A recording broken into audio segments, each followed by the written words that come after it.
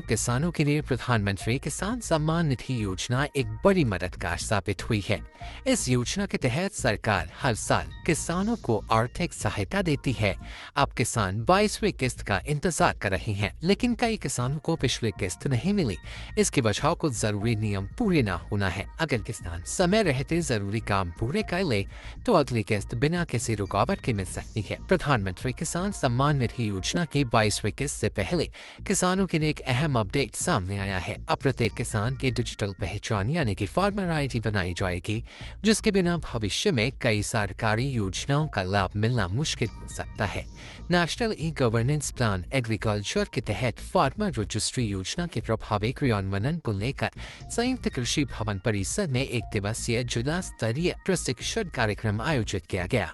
कार्यक्रम का उद्घाटन दीप प्रज्वलन के साथ किया गया। कार्यक्रम में दरभंगा प्रमंडल के संयुक्त निदेशक संजय नाथ तिवारी और अपर समाहर्ता ब्रजेश कुमार बतौर मुख्य अतिथि शामिल हुए। अधिकारियों ने बताया कि जिले में वर्तमान में करीब 2,26,000 किसान पीएम किसान सम्मान निधि योजना से जुड़े हैं, जिनकी फार्मर आईडी तैयार की जानी है। कृषि विभाग के अनुसार अब तक 6,780 से ज्यादा किसानों की डिजिटल आईडी बनाई जा चुकी है, जबकि बाकी बचे किसानों का पंजीकरण तेजी से कराया जा रहा है। संयुक्त निदेशक ने कहा है कि फार्मर आईडी बनने के बाद किसानों को बार बार कागजी प्रक्रिया से नहीं गुजरना पड़ेगा। एक ही डिजिटल पहचान के आधार पर पीएम किसान सम्मान निधि, फसल बीमा, बीज अनुदान और अन्य कृषि योजनाओं का सीधा लाभ मिलेगा। उन्होंने सभी प्रखंडों और पंचायतों में विशेष अभियान चलाकर समयबद्ध पंजीकरण सुनिश्चित करने का निर्देश दिया। अपर समाहर्ता ने कहा कि फार्मर रजिस्ट्री राज्य सरकार की प्राथमिकता वाली योजना है।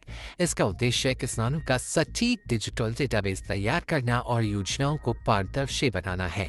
फार्मर आईडी में किसान की भूमि का विवरण, आधार नंबर, मोबाइल नंबर समेत अन्य आवश्यक जानकारियां दर्ज होंगी।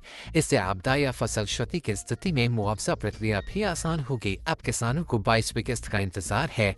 कहा जा रहा है कि नए साल में किसानों के खाते में 22वीं किस्त भी आ जाएगी। 22वीं किस्त की अपडेट सबसे पहले जानने के लिए हमारे चैनल को सब्सक्राइब कर लें और बेल आइकन दबा दें और इस वीडियो को लाइक कर दें।